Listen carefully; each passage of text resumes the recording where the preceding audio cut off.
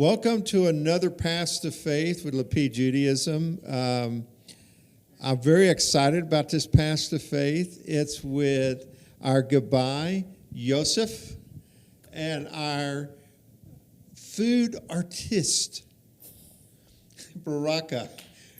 Yay. Hello, everyone. So you will enjoy this one. This will be great. I'm excited to see. You guys have been going here A little bit over 2 years a now. little bit over 2 years. Yeah. And did your conversion about 6 months or so ago? Maybe a year? Back in April. Yeah. Back in April. Yep. And we did kind of a pass to faith right when you come up out of mikvah and you came in. And we used my phone, and that was the wrong thing to do.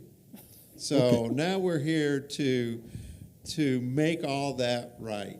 Okay. And so my question for each of you, together or separately, to tell me about your journey. How did you get here? How did you get to the point of making a decision to convert to Judaism? You want to start off? I can start.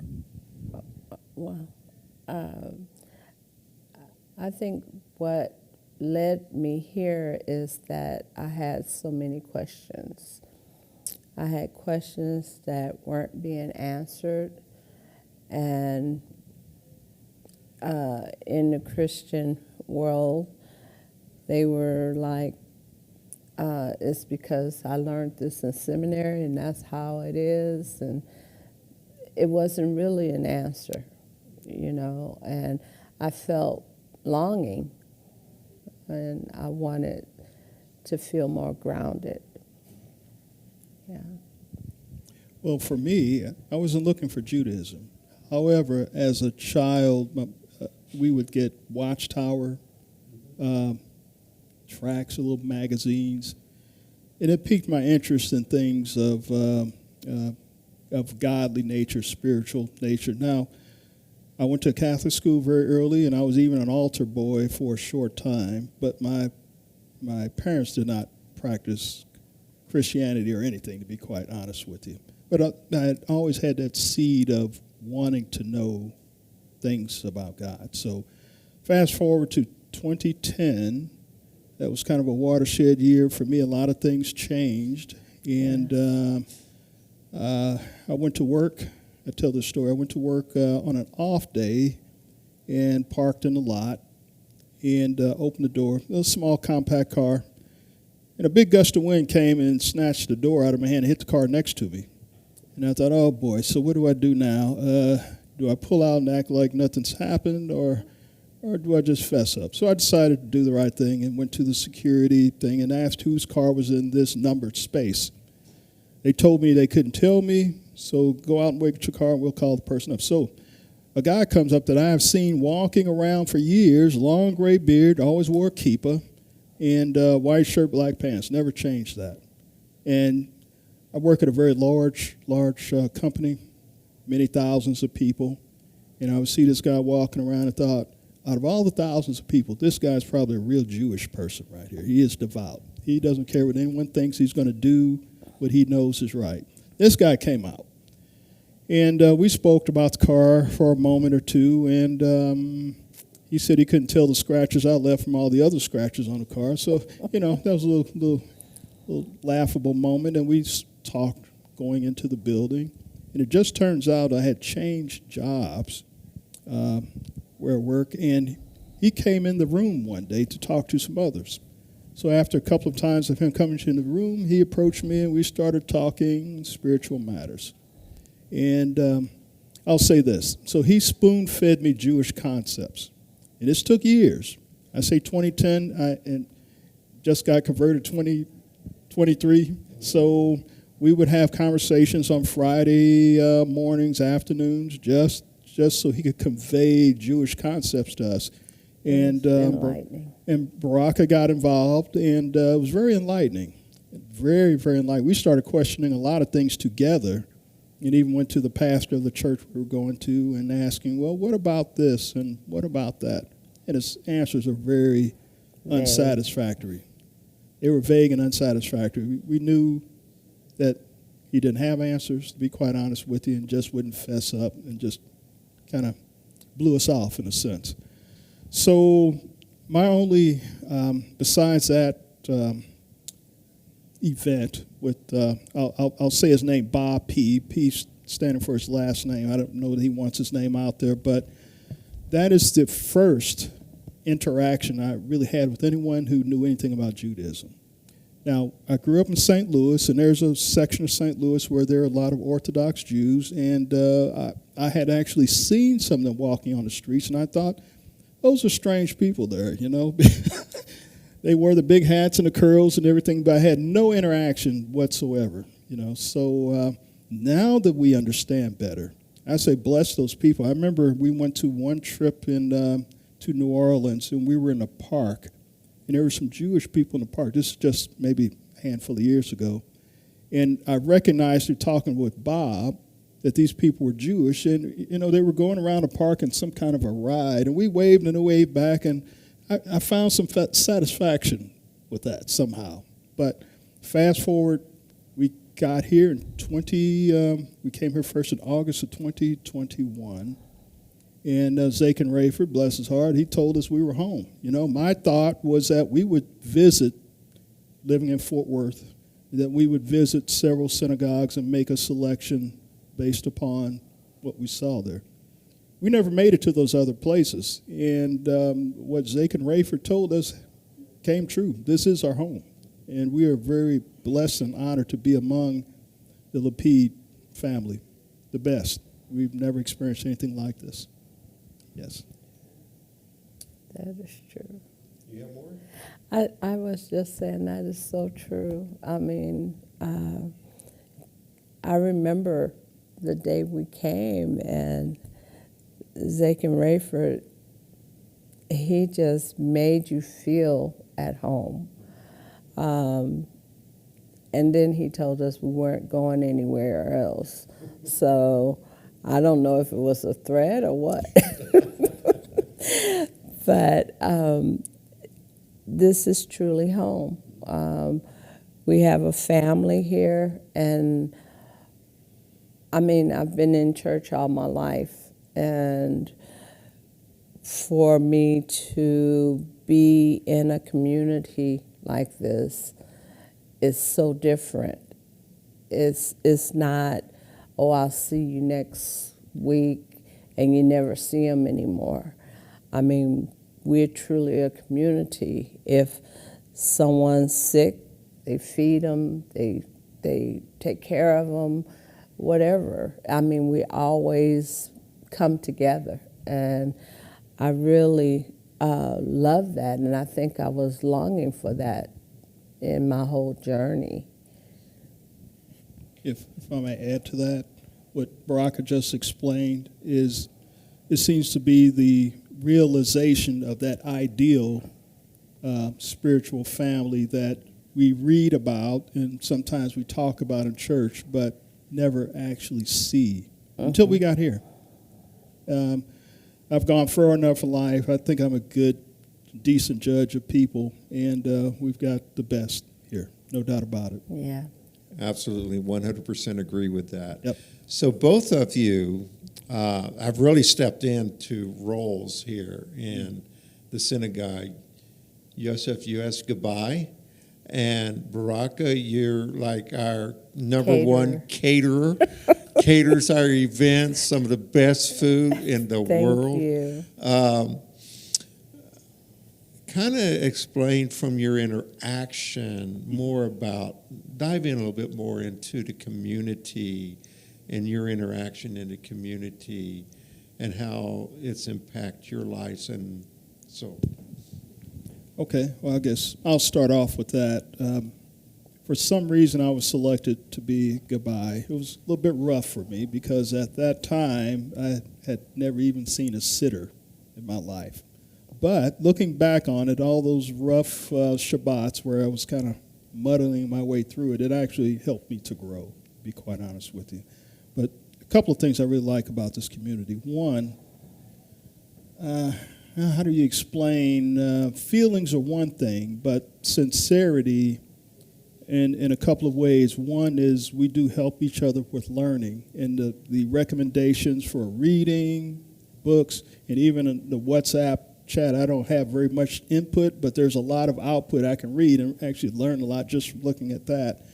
And sing after one another's welfare. We go to one another's houses. We look after one another when we're not feeling well, and people visit, bring soup over. I mean, it's just That's true. that's the essence of a real family. I mean, sometimes even your own blood family doesn't treat you as well.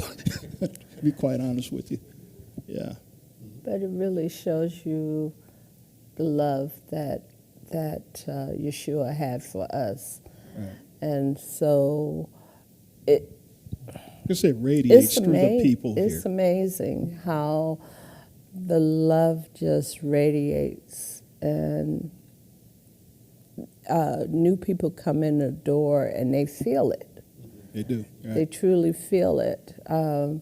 I've had the encounter with several people that were new and said they just felt the love.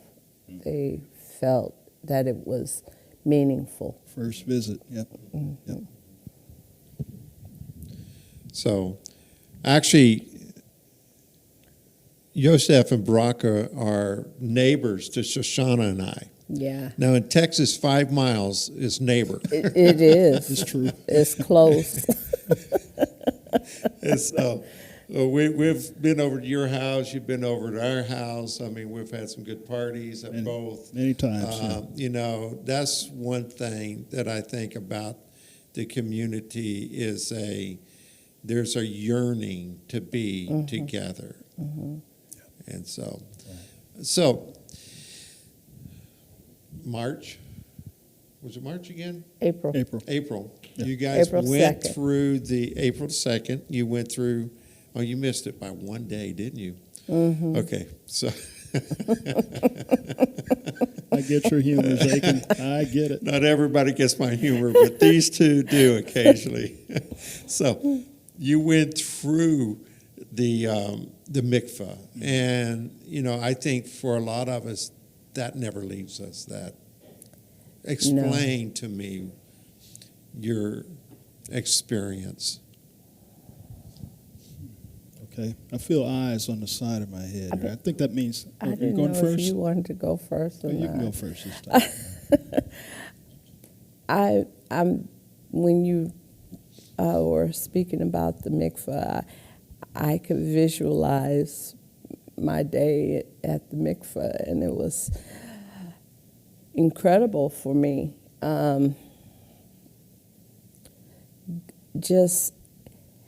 I've been baptized several times, you know, when I was a child. I got sprinkled in the Methodist church, and I got baptized in the Baptist church, and I got dunked in the Apostolic church, and I was like, I'm never getting rid of the sins. I mean, they're going to stay on me because I kept getting baptized over and over again. But when I went through the mikvah, it's something about going down under that water and feeling a rebirth taking place. It was like something I've never experienced before.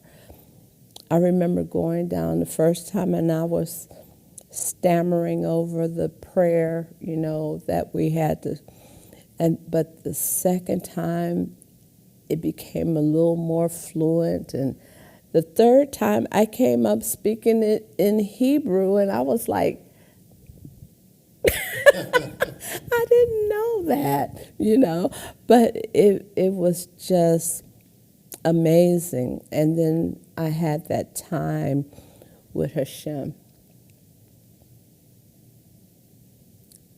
It was amazing.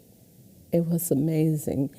He spoke to my spirit like he had never spoke to my spirit before. And I just felt rejuvenated. I felt refreshed. I felt brand new. And so it was awesome for me.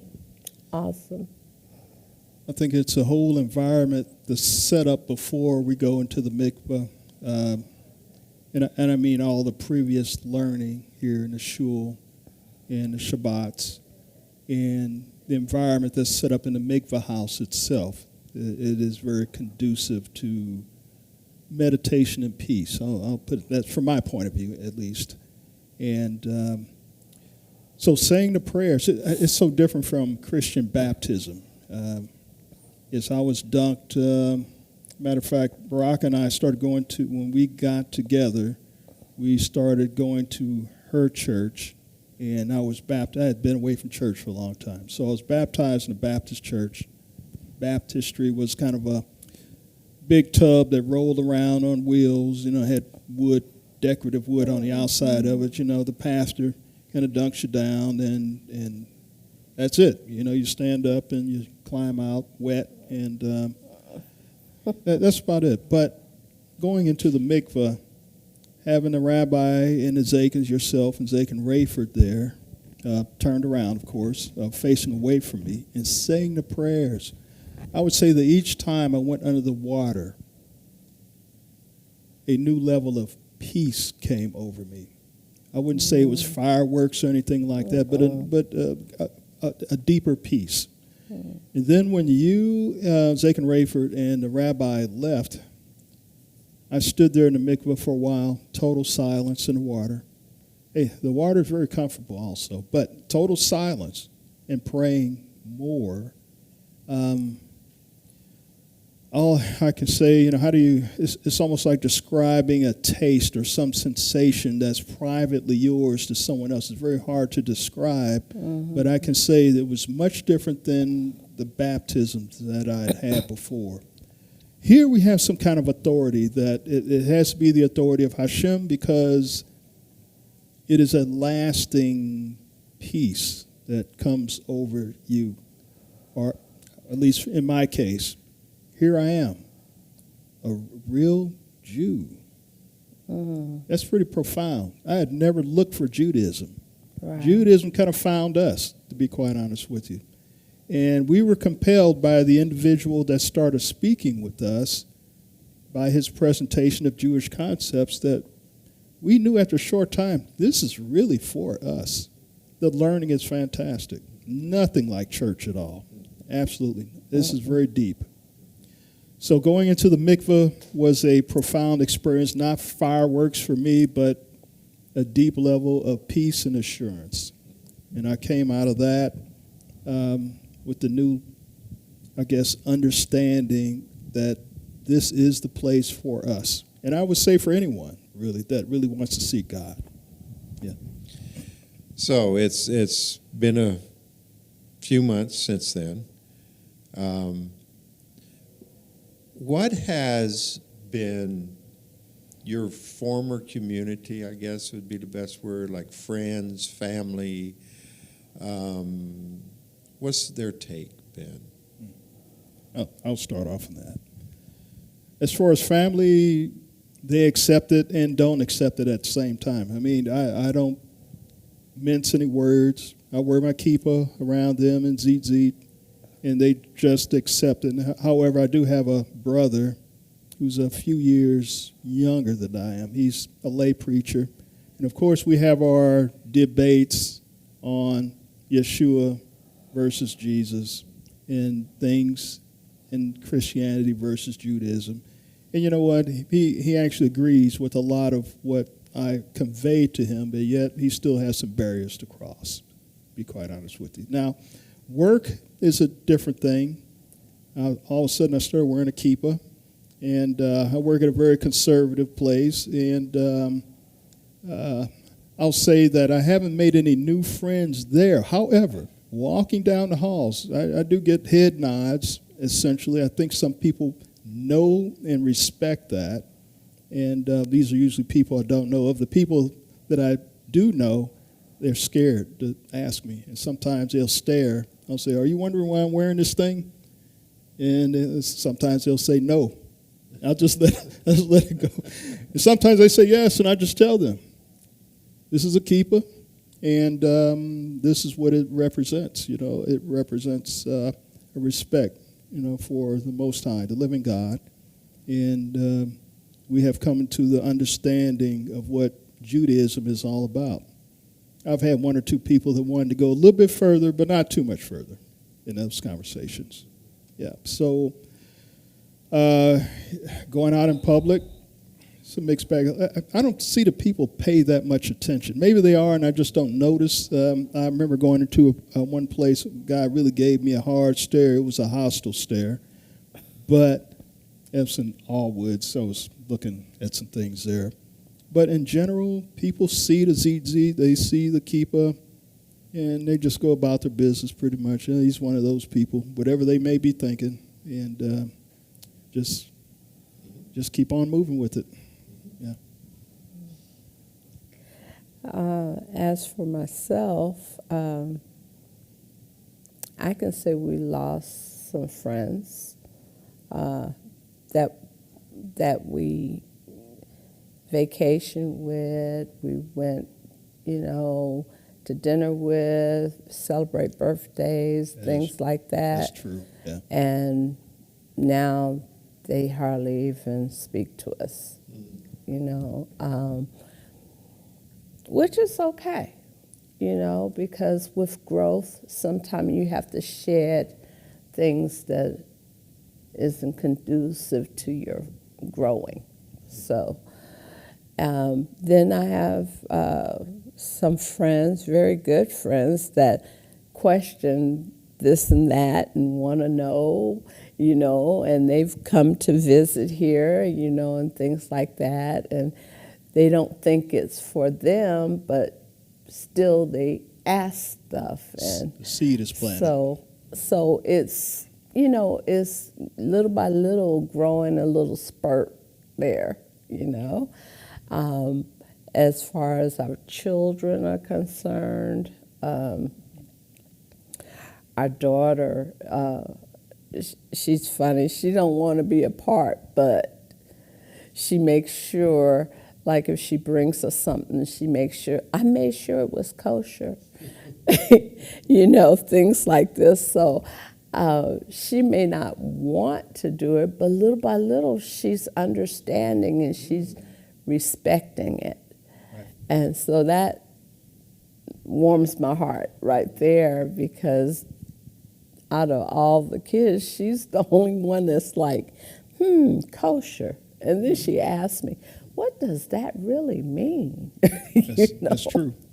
So she's very aware of what we do, and I'm just praying that she sees our walk and that she'll be more interested, because she helps me with the catering and stuff, and so she's interested on how people act and things, and so she's like, oh, what's that lady's name? That kind of thing. So we'll get her here. And that is true for those of you that don't know, that were here on our last Pesach, Passover. Berakah catered that. Yes. So all the food was her fault. So heard nothing but good comments. Yes, it was great food. So there's going to be a lot of people that's going to look at this. You realize in about 2 or 3 days there'll be 200 or 300 people, literally 200 or 300 people that have listened to this interview. A lot of them are just in the process of thinking about this, making a decision about do they or do they not, what's the next step in my life. What suggestions would you make to them about making that decision? Okay, well, I guess it depends on your consciousness towards God. If you're in the church right now, I say don't be afraid of expanding your understanding. I saw a YouTube video that really denigrated Judaism, had a lot of things to say about the Talmud. And I sent the link to Berakah saying, these are the kinds of things we need to study and have an answer for. I won't get into all that it was saying, but we were asked by a couple not too long ago, what is the best thing for us to start with? And I say, pray, study together.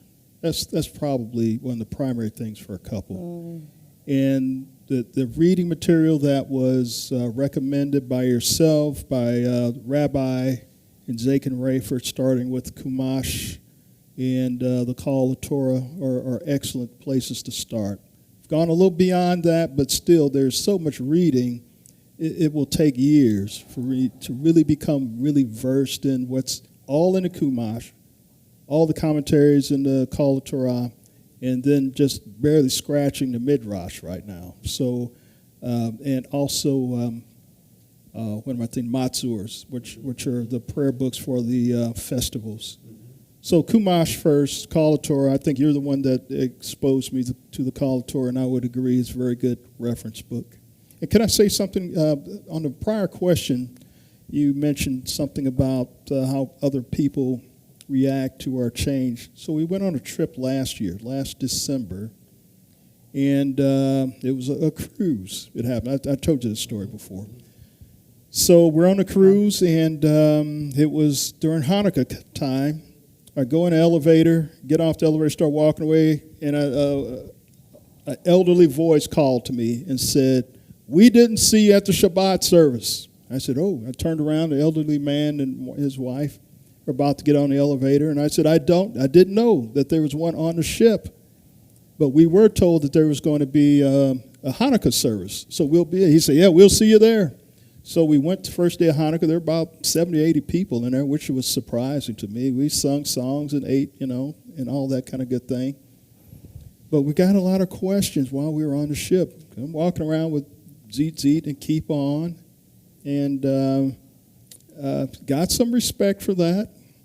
And one guy walked up to me and shook my hand, and he said something about a book that I won't mention. I said, "Yeah, we can have a very deep discussion on that." And then in the buffet, okay, so eating, lots of good food on cruises. So we had to moderate that tremendously. And you know what? It didn't bother us. I was not at all bothered. They had fish there and vegetables, and we were happy with that. So a couple ladies were discussing us, and they approached us, and they said, "Hey, what are you all? You all Muslim or what are Jews?" So the ladies were talking between themselves. "No, he's wearing the tzitzit. He must be Jew." "No, really? Are you all Jew?" And she told, I remember her first name. I'm not going to mention in case she sees this, but she said, "Oh, you all are sending mixed signals." I said, "How so? You're African American." Those two things don't go together is essentially what she was saying. And I wasn't offended by that. I don't think Berakah was offended. I think it was just that she did not know. In our part of the world, you don't see much of that. In other parts of the world, it's more common. But we had discussions about that and what Lapid was, and Berakah gave a good answer for that, what Lapid is. And Lapid is groundbreaking, I tell you, because one lady, we were on an island in a shop, and one lady said, "Are you Messianic?" "No." Orthodox, she scrunched her face like, "How can you? It doesn't compute, But this path that has started with Rabbi and all of us here, who are maintaining, is, I think it's the way of the future. It really is. All the other structures, religious structures out there that say they're for Christ and all these different things, it said you'll know them by their fruits, and the fruits haven't been very good over the centuries. So taking a look at Rabbi, his brilliant drashes, he always brings out things that make you stop and think, not just me, but other people also. I understand that there are rabbis over in the Dallas area, influential, that are really looking at what he's talking about, and pastors also. Mm-hmm. They may not come out in public and say anything, but I can be assured that they are learning something. So, now, sir, back to your question. You asked. There's no, you can't mince words with what Rabbi has to say. I mean, It's there, so you either disagree or Right. agree or agree to research it some more. Right. Just thinking about what he was saying about the cruise. I also remember talking to people, and I thought it was interesting that out of all the Jews that were on the cruise, we were the only ones that looked like Jews. Right, that's true. That's very true. So the first day of Hanukkah, 70, 80 people in there. None of the men wearing kippahs, none wearing tzitzit. I took my tallit in there in a bag, just thinking we were going to have some kind of real service, and that bag just sat in the chair. I took my sitter also, none of that kind of thing. So just looking at them on the outside, you would never know. But one lady did mention that, and it may have been one of those two ladies that approached us at the buffet, saying that essentially it's due to persecution or fear of persecution. Right. You know, and I thought, well, yeah, but you know, you're either for God or you don't. If God commanded us to do something, let's just do that. You know, let God take care of the consequences of that. Yeah. But so that was I can call it an excuse or rationalization of why those that were saying they were Jews were not outwardly following the commandments. But they became our food police.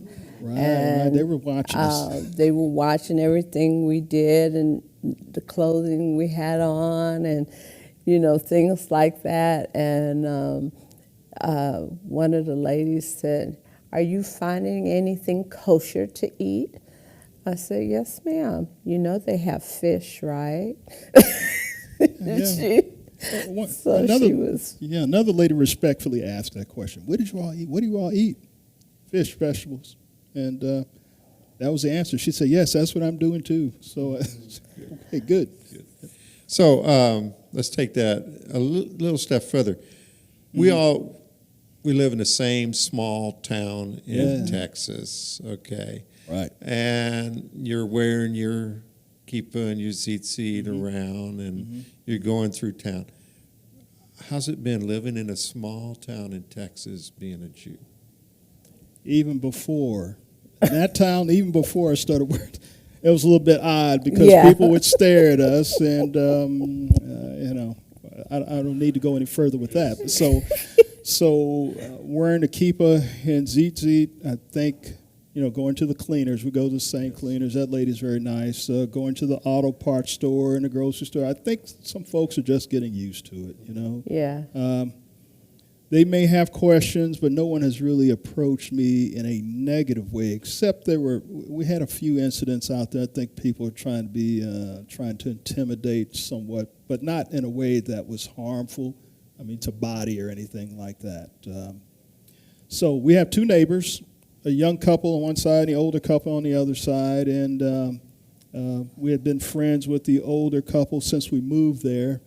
And the only problem, I guess if you can call it, we're still friends with them, and they do respect what we do as far as when we go to eat anywhere or they come to our house or we go to their house, is that there have been some questions from one part of that couple, and the other part of that couple doesn't want to go there. So that's kind of a conflict with them, which only affects us because we have a little bit of reduced interaction with them because of that.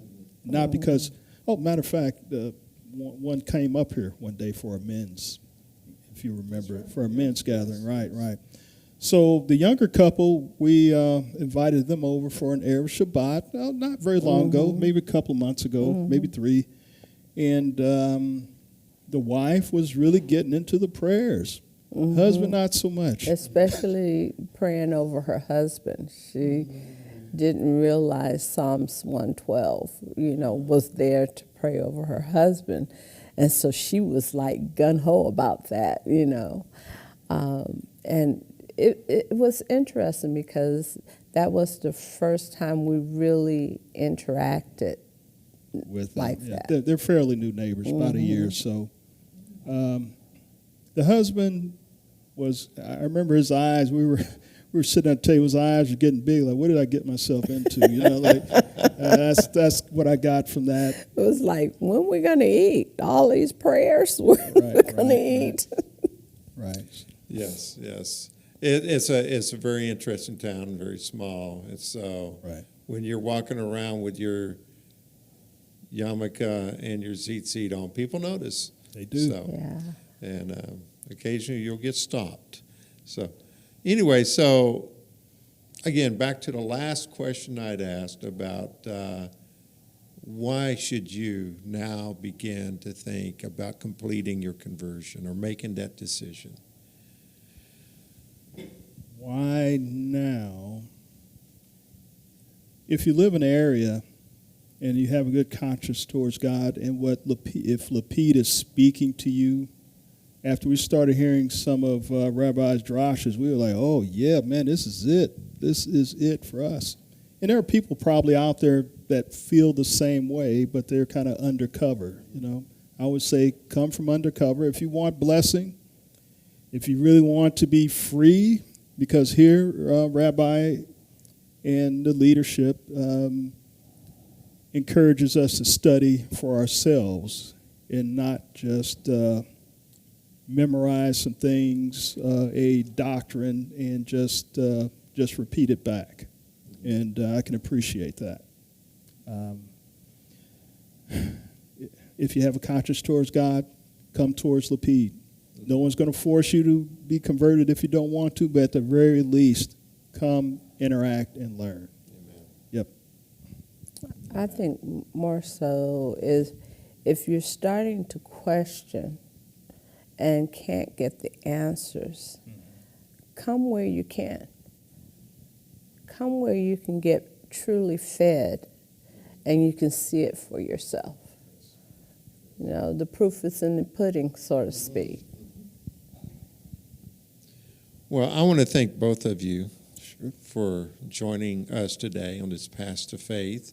And make sure you get up there and look at the comments in there. You may want to interact with some of the comments because I'll ask you some questions. Okay. So, and thank you for joining us and watching this Path to Faith.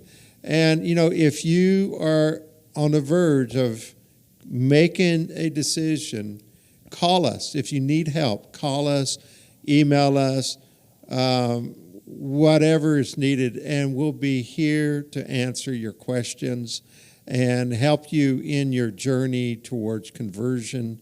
And just don't put it off. Don't put it off. So we live in a day and an age right now where everybody's aware of what's going on in Israel and the need for us as Jews to really begin to walk a life of being a Jew. So, and if you have a heart for it, let's make it real. Thank you for joining us.